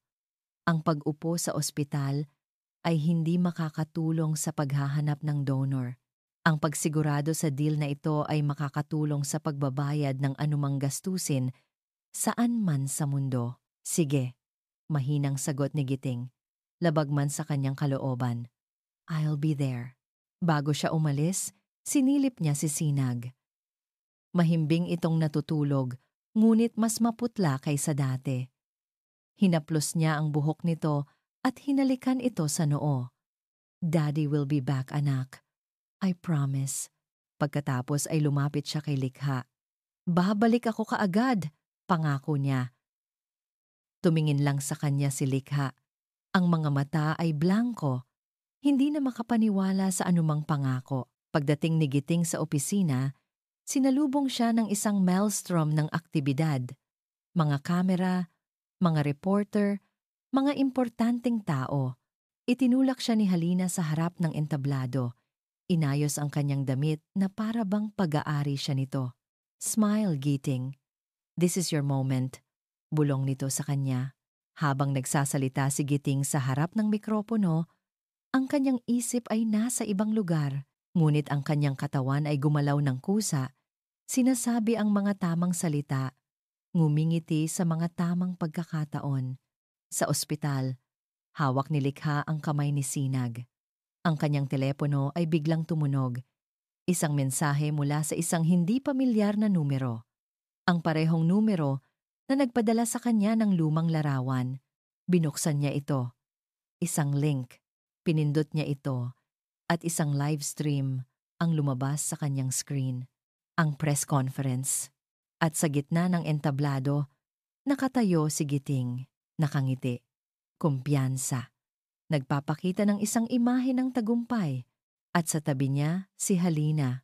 Nakita ni Likha kung paano inayos ni Halina ang kurbata ni Giting bago ito magsalita. Nakita niya kung paano nito buong pagmamalaking inilagay ang kamay sa braso ni Giting habang sila'y nakaharap sa mga kamera. Nakita niya ang isang perpektong larawan ng isang power couple. Nagdiriwang ng kanilang tagumpay. Habang ang anak nilang dalawa ni Giting ay nasa ospital, ang buhay ay nakasabit sa isang hibla ng pag-asa. Ang pangako ni Giting, babalik ako kaagad, ay umalingaw-ngaw sa kanyang isipan na parang isang masakit na biro. Ang mga sandali ng kahinaan, kung saan inakala niyang nagbago na ito ay biglang naging katibayan ng kanyang katangahan. Ang lahat ng sinabi ni Halina sa coffee shop, ang lahat ng kanyang mga babala. Lahat ay totoo. Si Giting ay hindi kailanman nagbago. Ang trabaho pa rin ang una, ang imahe pa rin ang pinakamahalaga, ang resulta ng test. Ang biglaang press conference, lahat ay nag-ugnay sa kanyang isipan na parang lason na kumakalat. Ito na ba ang plano? Ang ipakita sa kanya na hindi ito compatible para wala na itong obligasyon at pagkatapos ay malayang bumalik sa dati nitong buhay. Isang malamig na pakiramdam ang gumapang sa kanyang buong katawan. Hindi lang ito sakit, hindi lang ito pagkabigo. Ito ay ang huling pagpatay sa anumang natitirang pag-asa sa kanyang puso. Ang Giting na minahal niya noon, ang Giting na nakita niyang nagpakain sa anak nila, ang Giting na nangakong babawi, at lahat ng iyon ay isang ilusyon, isang kasinungalingan. Ang totoong Giting ay ang nasa screen ng kanyang telepono. Ang lalaking pinili ang entablado kaysa sa tabi ng kama ng kanyang naghihingalong anak. Nanginginig ang kanyang mga kamay. Binitawan niya ang telepono na para bang isa itong nagniningas na bakal. Napatingin siya kay Sinag na mahimbing pa ring natutulog. Walang kamalay-malay sa pagkakanulo ng sarili nitong ama. Isang hikbi ang kumawala sa kanyang lalamunan. Isang hikbi na puno ng 6 na taon ng pinigil na sakit, na ngayon ay sumabog ng walang babala. Ang kanyang mga balikat ay nayanig sa bigat ng kanyang pag-iyak. Lahat ng pag-asa ay nawala. Lahat ng tiwala ay nadurog. Naiwan siyang mag-isa. Muli, dahan-dahan, pinahid niya ang kanyang mga luha gamit ang likod ng kanyang palad. Ang kalungkutan sa kanyang mga mata ay napalitan ng isang bagay na mas malamig, mas matigas, isang blankong resignasyon, isang pagtanggap sa mapait na katotohanan. Tumingin siya sa labas ng bintana, sa madilim na kalangitan. Ang laro ay tapos na, at siya ang talo. Mula sa kaibuturan ng kanyang nawasak na puso, isang mahinang bulong ang kumawala, isang pangako sa kanyang sarili at sa kanyang anak. Walang nagbago. Aniya sa kawalan. Pareho pa rin siya.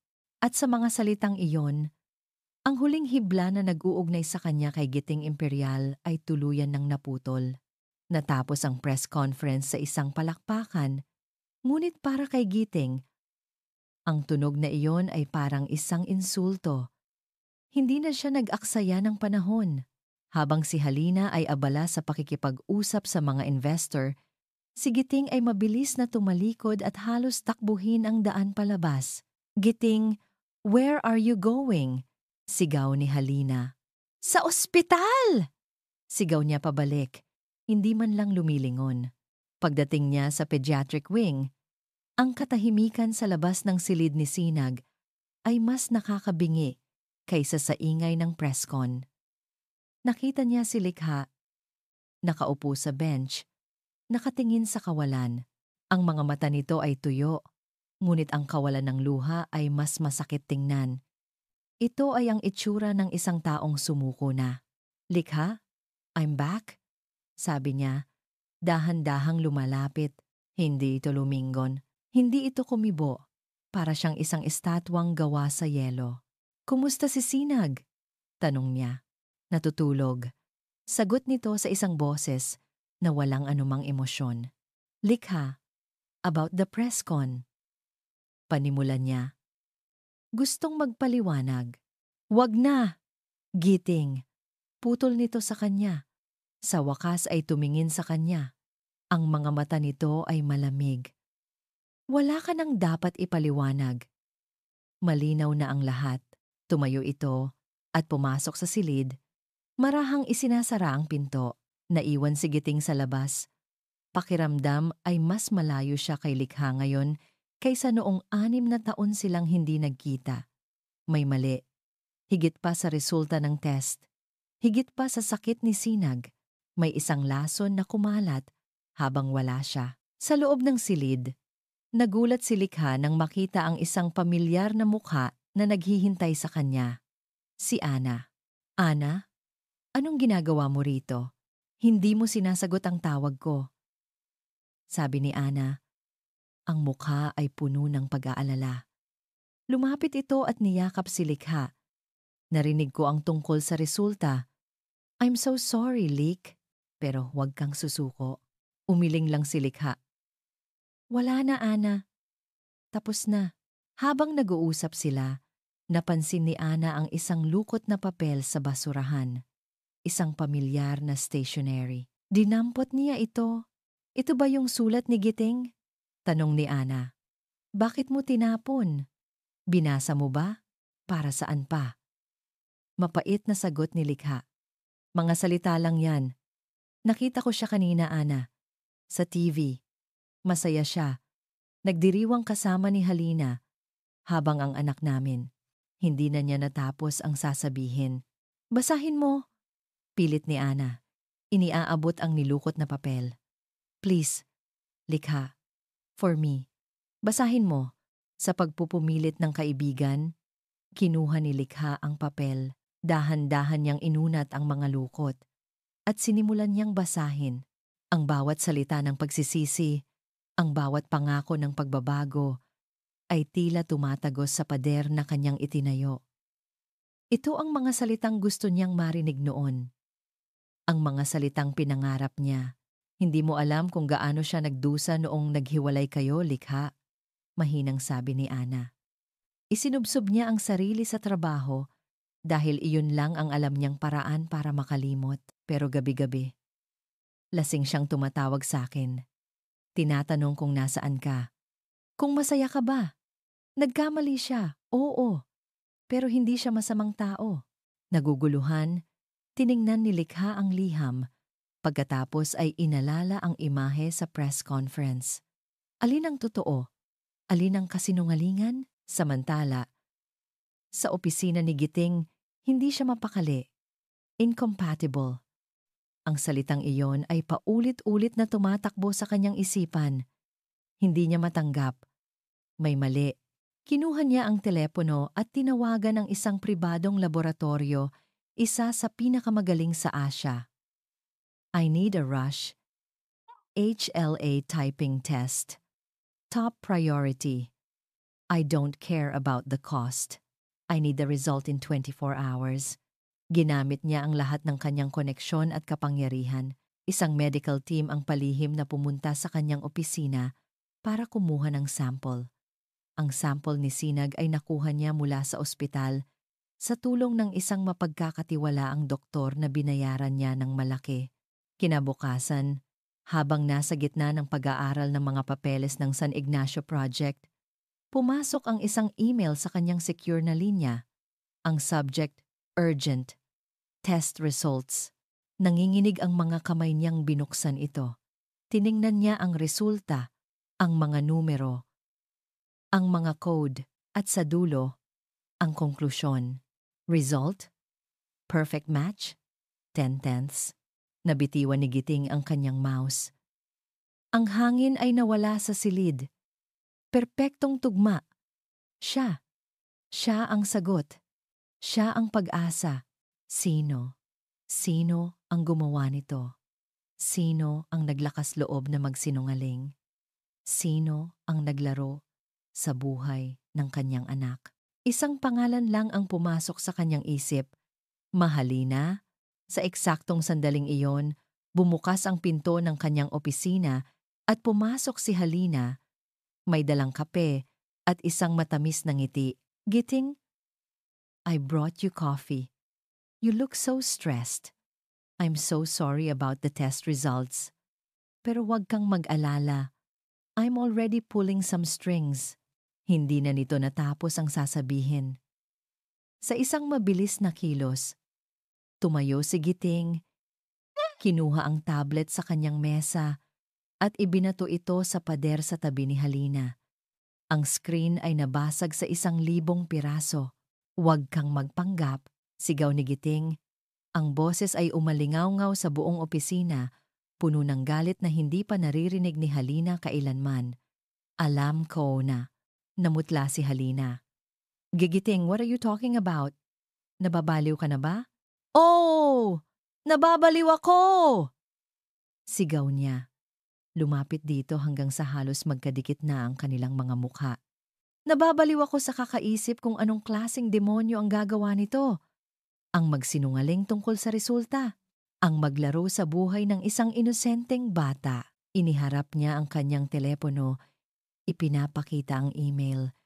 Nakita ni Halina ang mga salitang perfect match. Ang kanyang mukha ay nawalan ng lahat ng kulay. Paano? Hindi na mahalaga kung paano. Dagok ni Giting sa kanyang mesa. Ang tanong ay, bakit Halina? Bakit? At doon, sa harap ng galit ni Giting, ang maskara ni Halina ay tuluyang nalaglag. Napalitan ang kanyang pagkukunwari ng isang baliw na tawa. Bakit? Dahil sa'yo, Giting. Dahil sa tin. 6 na taon. 6 na taon akong naghintay sa tabi mo. Inayos ko ang buhay mo. Binuo kita ulit. At nang bumalik siya, sa isang iglap, basta mo na lang ako itatapon, walang tayo, Halina. At hindi magkakaroon. Hindi! Akin ka lang! Sigaw ni Halina, ang mga matay nanlilisik. Ako ang nararapat sa'yo. Hindi ang babaeng iyon na iniwan ka. Ginawa ko ang lahat. Ang lumang litrato noon, ako ang nagpadala. Ang press conference, sinadya ko yon. Ang resulta, ako ang nagpalit. Ginawa ko ang lahat para maprotektahan ka, para maprotektahan ang atin. Habang nangyayari ang lahat ng ito, sa ospital, si Ana ay kausap si Likha. Pilit itong kinukumbinsi. Tawagan natin siya. Lik, pakinggan mo siya. Kinuha ni Ana ang kanyang telepono at tinawagan si Giting. Sumagot si Giting, ngunit sa gitna ng kanyang galit. Anna, not now! Sigaw niya at inilapag ang telepono sa kanyang mesa. Na-activate ang speakerphone nang hindi sinasadya. At sa kabilang linya, sa tahimik na silid ng ospital, narinig ni Likha at Ana ang lahat. Narinig nila ang bawat sigaw. Narinig nila ang bawat akusasyon at narinig nila ang buong pag-amin ni Halina. Hawak ni Likha ang telepono ni Ana. Ang kanyang mga mata ay nanlalaki sa pagkabigla. Ang kanyang bibig ay bahagyang nakabuka. Ang lahat ng kasinungalingan, ang lahat ng paninira, ang buong katotohanan. Sa wakas ay sumabog. Nang matapos ang tawag, ang tanging maririnig sa silid ng ospital ay ang hininga ni Likha. Malalim, nanginginig. Ang bawat salita ni Halina ay umalingaw-ngaw sa kanyang isipan. Binubuwag ang bawat pader ng galit na kanyang itinayo at inilalantad ang isang katotohanang masakit, ngunit mapagpalaya. Hindi siya niloko ni Giting. Hindi siya binalewala. Ang kanilang paghihiwalay ay hindi dahil sa kawalan ng pagmamahal, kundi dahil sa isang makamandag na kasinungalingan. At sa loob ng 6 na taon, hinayaan niyang kainin ng kasinungalingang iyon ang kanyang puso. Likha. Mahinang tawag ni Ana, na para bang natatakot na baka sa isang maling salita ay mabasag ang kaibigan. Tumingin si Likha kay Ana, ang kanyang mga mata ay puno ng isang emosyong matagal nang nawala, kalinawan. Ngunit kasama ng kalinawan ay ang bigat ng pagsisisi. Hindi ako naniwala sa kanya, Ana. Bulong ni Likha. Hindi mo kasalanan, Lik. Biktima lang kayong pareho. Kailangan ko siyang makita. Sabi ni Likha. Tumatayo. Ang kanyang mga kilos ay may biglaang determinasyon. Hindi na inabutan ni Likha si Giting sa opisina nito. Mabilis itong umalis. Pagkatapos paalisin si Halina at tawagan ang mga security. Ngunit alam ni Likha kung saan ito pupunta. Sa labas ng silid ni Sinag. Sa parehong bench kung saan siya nakaupo kanina. Naroon si Giting. Nakayuko. Ang kanyang malapad na balikat ay nakakrus. Ang kanyang mukha ay nakasubsob sa kanyang mga palad. Ang imahe ng isang makapangyarihang CEO ay naglaho. Ang natira ay isang lalaking durog, isang amang natatakot, isang asawang nasaktan. Dahan-dahang lumapit si Likha. Ang bawat hakbang ay mabigat, hindi dahil sa galit, kundi dahil sa hiya. Naramdaman ni Giting ang kanyang presensya. Dahan-dahan niyang inangat ang kanyang ulo. Ang kanyang mga mata ay pula at namamaga. Walang nagsalita. Ang katahimikan sa pagitan nila ay hindi na malamig.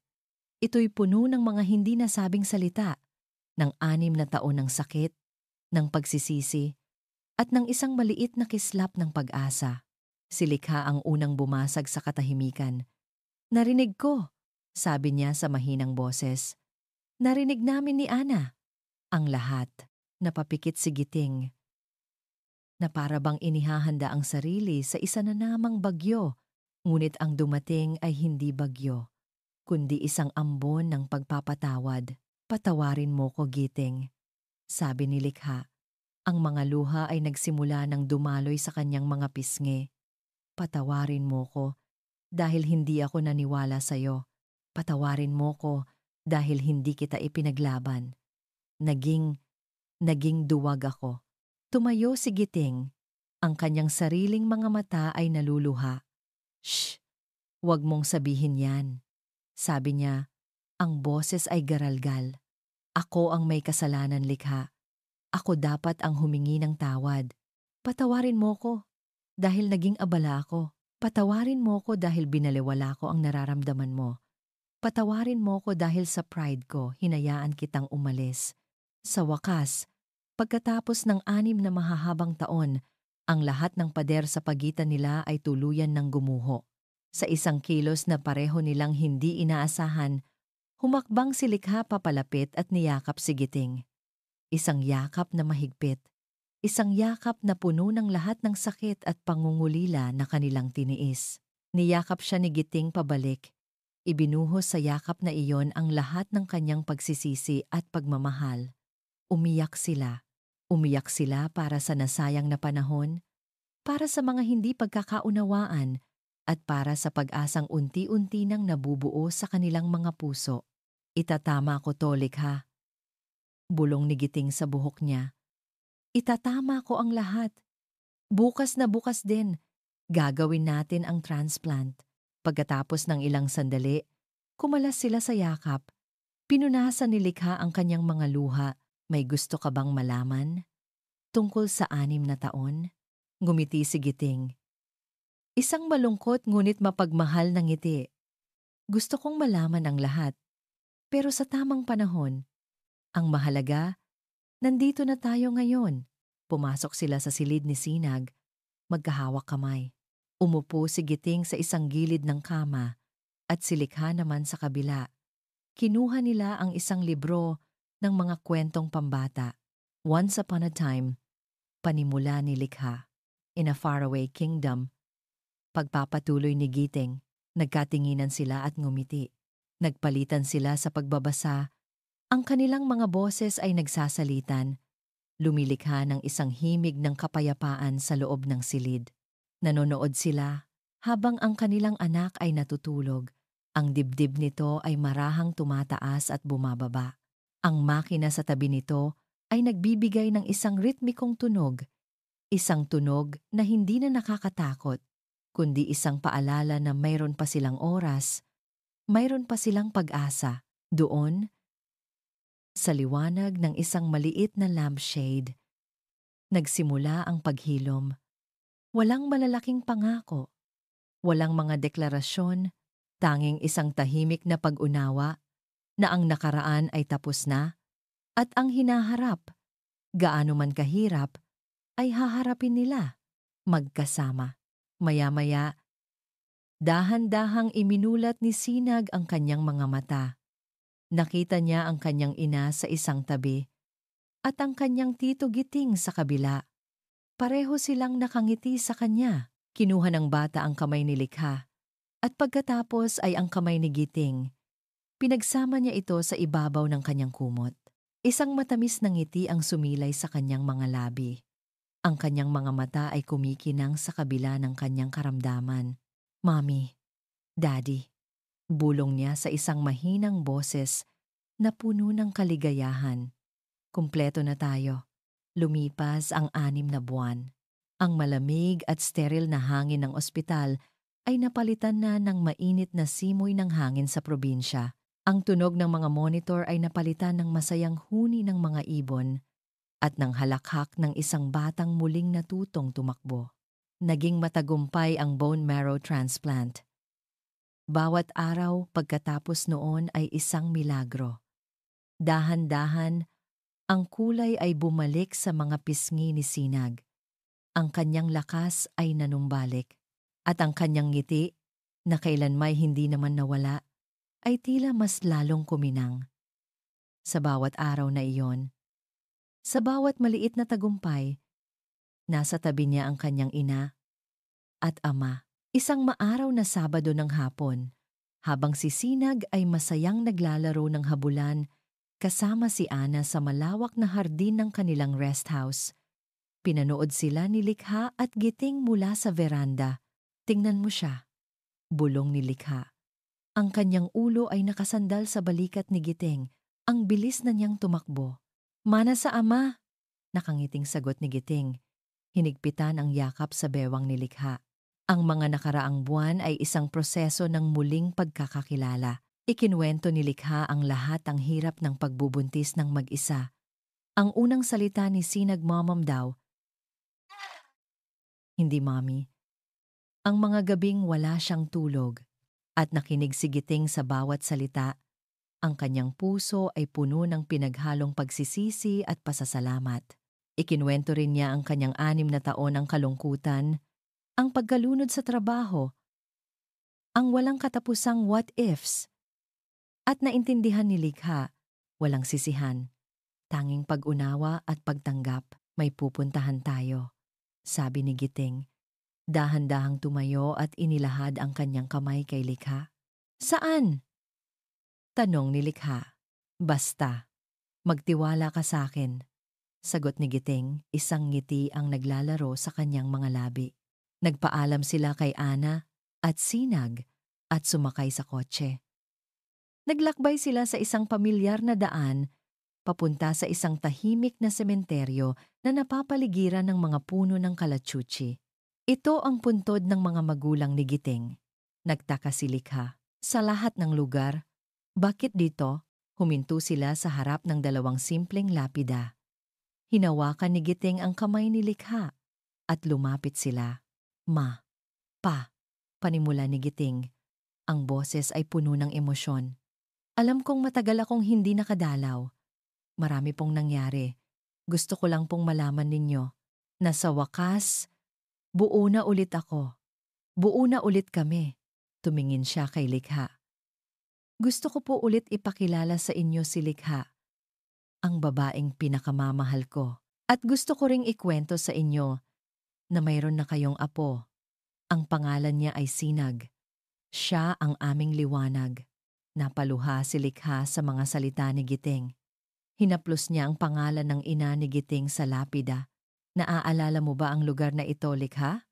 Tanong ni Giting. Tumango si Likha. Paano ko makakalimutan? Dito. Dito ako unang nag-propose sa'yo. Pagpapatuloy ni Giting. Dito, sa harap nila, nangako ako na mamahalin at aalagaan kita habang buhay. Humarap si Giting kay Likha. Hinawakan ang 2 kamay nito. Sinira ko ang pangako ko noon dahil bata pa ako. Makasarili. Hindi ko alam ang tunay na kahulugan ng pag-ibig. Akala ko, sapat na ang mga material na bagay, ang mga plano, ang mga pangarap.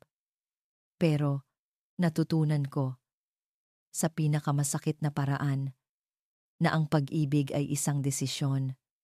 Isang desisyon na manatili, isang desisyon na makinig, isang desisyon na magpatawad, at isang desisyon na lumaban. Dahan-dahan, lumuhod si Giting sa harap ni Likha. Sa parehong lugar kung saan siya lumuhod, halos 1 dekada na ang nakalipas. Mula sa kanyang bulsa, kinuha niya hindi isang bagong singsing, kundi ang luma nilang wedding ring na matagal niyang itinago. Likha magdiwang, sabi niya. Ang kanyang mga mata ay nagniningning sa luha ng sinseridad. Hindi na ako mangangako ng isang perpektong buhay. Hindi na ako mangangako na hindi kita sasaktan dahil alam kong pareho tayong hindi perpekto. Pero ito ang ipapangako ko.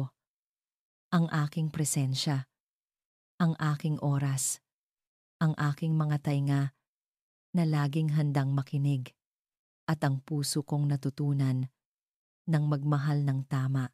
Handa akong gugulin ang bawat araw ng buhay ko para patunayan na karapat-dapat ako sa pangalawang pagkakataon natin.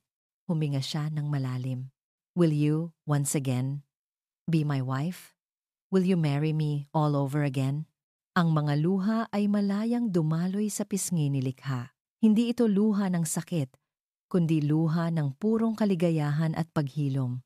Yes, bulong niya. Yes, Giting. 1,000 times yes. Isinuot ni Giting ang singsing sa kanyang daliri. Tumayo siya at niyakap si Likha ng mahigpit. Sa ilalim ng kalangitan, sa harap ng mga alaala ng nakaraan, sinelyuhan nila ang kanilang pangalawang simula sa isang halik.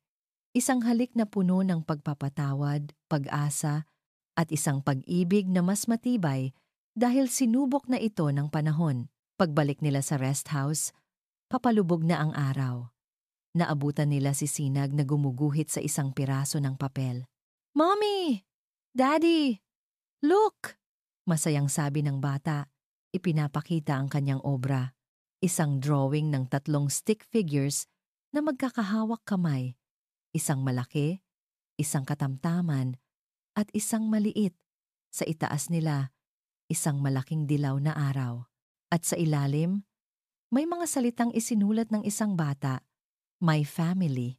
Nagkatinginan si Likha at Giting. Ang kanilang mga puso ay umaapaw sa pagmamahal. Kinuha ni Giting si Sinag at binuhat ito. Niyakap naman sila ni Likha. At doon, habang ang ginintuang sinag ng dapit hapon ay yumayakap sa kanilang tatlo, nahanap nila ang kanilang tunay na kahulugan. Isang pamilya. Hindi perpekto, ngunit buo. Isang pamilyang sinubok ng kasinungalingan at pinaghiwalay ng sakit, ngunit muling pinagbuklod ng pag-ibig at ng walang hanggang kapangyarihan ng pangalawang pagkakataon. At dito po nagtatapos ang makulay na kwento ni Likha.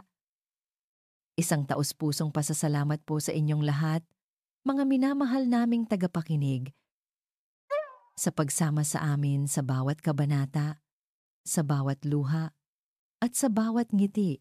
Sa totoo lang po, habang isinusulat ko ang kanilang paglalakbay, hindi ko maiwasang maramdaman ang bigat ng kanilang mga puso. Ang sakit ng pagkakamali, ang lamig ng pag-iisa, at ang hirap ng pagbangon. Dahil ang kwento ni Likha at Giting ay isang paalala sa ating lahat. Isang paalala na ang pag-ibig ay hindi laging perpekto, ngunit ito'y laging karapat-dapat ipaglaban, na ang pagpapatawad, gaano man kabigat, ay ang tanging susi na makapagpapalaya sa atin mula sa tanikala ng nakaraan. At higit sa lahat, isang paalala na laging may pag-asa at laging may pangalawang pagkakataon para sa mga pusong handang sumubok muli. Sana po. Saan man kayo sa inyong sariling mga paglalakbay, ay baunin ninyo ang aral na ito. Nais ko pong marinig ang inyong saloobin. Aling bahagi ng kwento ang pinakatumatak sa inyong puso? Huwag po kayong mag-atubiling ibahagi ito sa comment section sa ibaba. Hanggang sa muli nating pagkikita sa susunod na kwento. Nagmamahal, Pusong Pinoy Tales.